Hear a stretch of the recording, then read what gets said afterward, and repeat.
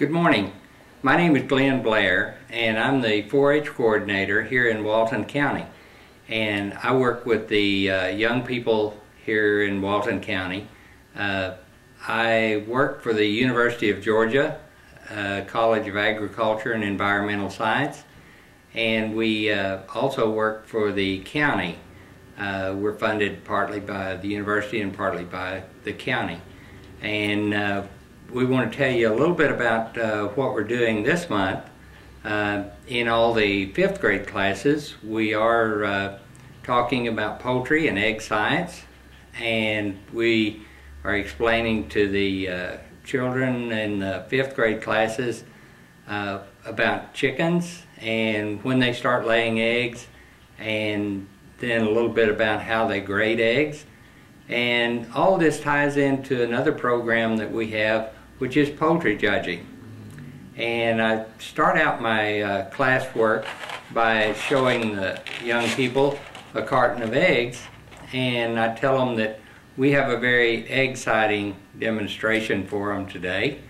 And if they don't laugh, well, I tell them, okay, you've got to laugh at my yolks. And if they don't, I tell them we're going to have to take a test.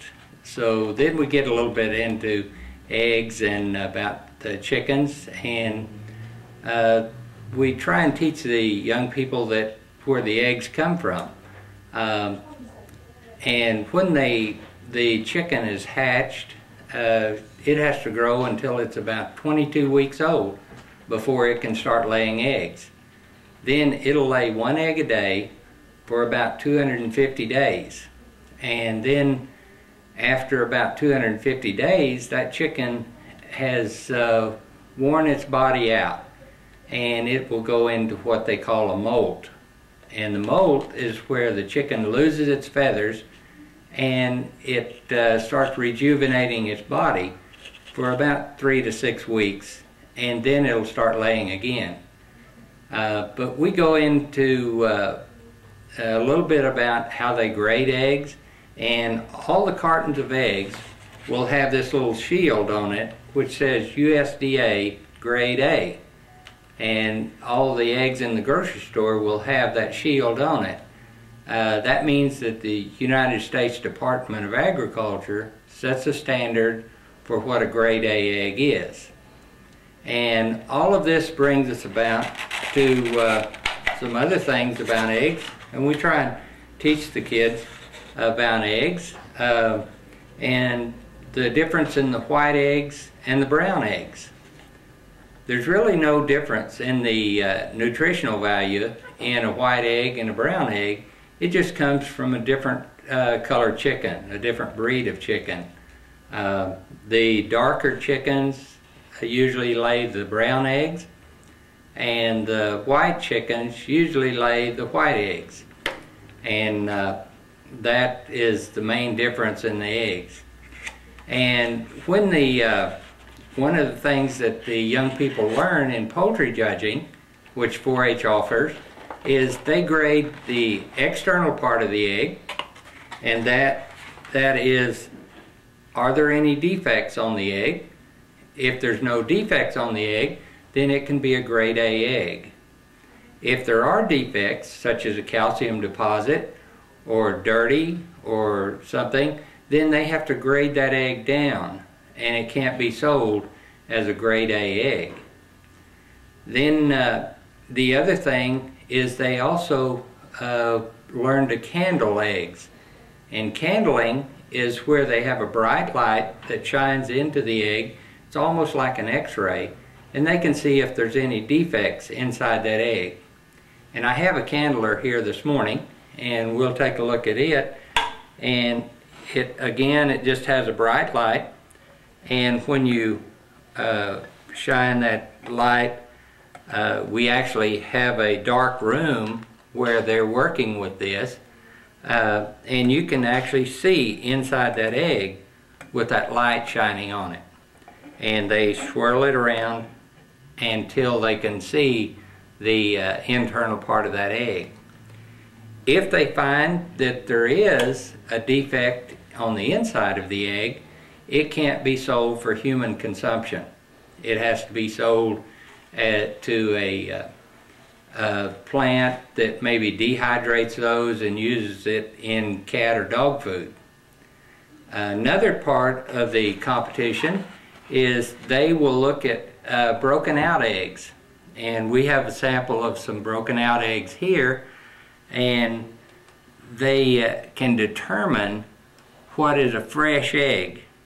And for when they're looking at these, they will have 10 samples of broken out eggs, and they will see which one has the most liquid that's run out from it and which one stands up the highest, the white part of the egg. And that way they can tell which is the freshest egg. When you break an egg, if it stands up nice and high and you don't have a lot of this liquid flowing out from it, then it's a real fresh egg. But the older the egg gets, the more of this free liquid that flows out from the egg you'll see. And another part of the poultry judging is where the young people will actually go out to a farm where we have chickens, and we have Molly Broadnack is one of our coaches, and she was on our team a few years ago, and she went to the national competition. So she has volunteered to help coach this, our 4-H'ers in wildlife judging, poultry judging. And she has chickens at her house, and the 4-H'ers will come out. She'll have 4 chickens in cages, and they will examine these chickens to see which one is the best laying hen, which one has laid the most eggs. And you can tell that by the amount of bleaching on their legs and feet. And this is something that the 4-H'ers learn how to do at the contest. Another part of the contest is where they look at ready-to-cook birds. And these are dressed chickens, and they will be able to tell from cuts in the skin or breaks in the skin whether it's a grade A ready-to-cook bird, or whether it should be graded down to a B or even a C. If it has broken bones or broken bones that are protruding, then it has to be graded down. And another part of the contest is where they look at the parts, and they may have 10 parts that they'll look at, and you may have a wing, you may have a leg, or you may have a leg and thigh, and they have to identify these parts at the competition. And then one other part of the competition is giving oral reasons. They have to be able to justify how they placed 4 live chickens,